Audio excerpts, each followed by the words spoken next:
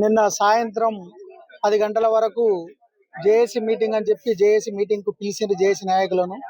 కానీ జేఏసీ చర్చలల్ల ఎలాంటి పురోగతి కనిపించలేదు.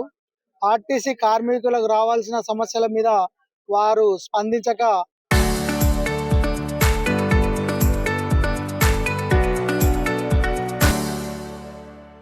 వారు అనుకున్నదే చేస్తామనే ధోరణి కొద్దీ వాళ్ళున్నారు.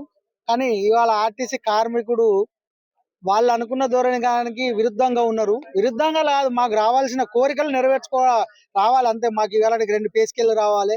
మా పరిస్థితులు కూడా మా పిల్లలు మేమందరం బాగుండాలంటే మాకు కూడా జీతాలు పెరగాలి కదా! ఇవాళ పెరుగుతున్న దాన్ని బట్టి. అది లేకుండా మేము ఆ యూనియన్‌లు ఇయ్యము.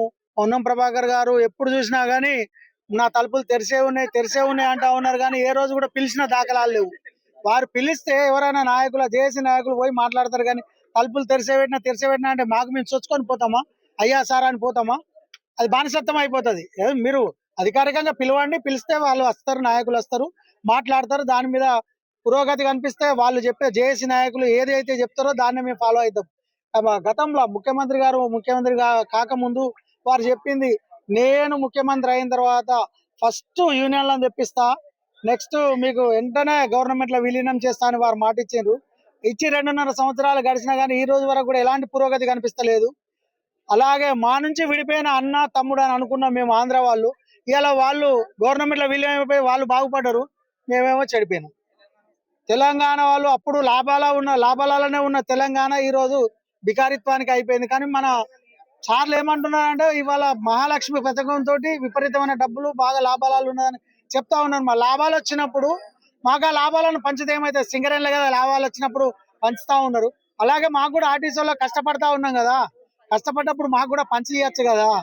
మేమన్నా గొంతమ్మ కోరికలు కోరలేదు. ఇవాళ మాకు నిత్యావసరాల వస్తువుల విధంగా ఏదైతే ఉన్నదో దాని ప్రకారమే మాకు జీతాలు పెంచమని అడుగుతా ఉన్నాం తప్ప మేము వేరే గొంతమ్మ కోరికలు ఏం కోరతలేం కదా.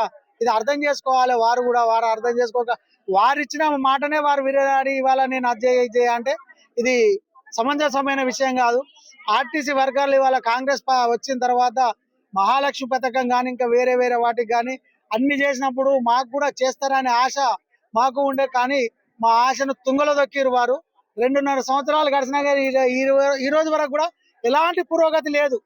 మేము నిన్న కూడా చర్చలకు పిలిచినప్పుడు ముఖ్యమంత్రి గారు సానుకూలంగా స్పందించి కాలాప్ చేసే విధంగా మాట్లాడి మా కోరికలు నెరవేరుస్తారని మేము అనుకున్నాం. కానీ వారు మా కోరికలు నెరవేర్చే విధంగా ఎలాంటి చర్యలు తీసుకోలేదు. దాని భాగంగానే జేఏసీ నాయకులు ఇచ్చిన పిలుపు మేరకే ఇవాళ ఉదయం నుంచి రాత్రి నుంచే బంద్ పాటిస్తా ఉన్నాం. చాలా కష్టపడి మీ ప్రభుత్వం ఇచ్చిన ఒకే ఒక హామీ మహాలక్ష్మి పథకము.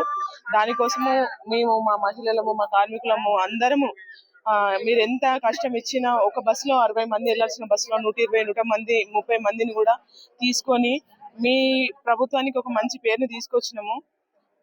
కాబట్టి మేమైతే చెప్పేది ఏంటంటే మీ ప్రభుత్వానికి మీరైతే అల్టిమేట్ జార్జ్ చేసి ఎలాంటిది కూడా మీరు చెప్పకుండా ఒక నైట్ మీరు మహిళా పథకం అమలు చేయాలి అని అంటే మేము ఎటువంటి సంకోచం లేకుండా చేసినాము. మాకిచ్చే పిఆర్సీల కోసం మాకిచ్చే యూనియన్ల కోసము మీరు నెల రోజులు ఎందుకు అడుగుతున్నారు?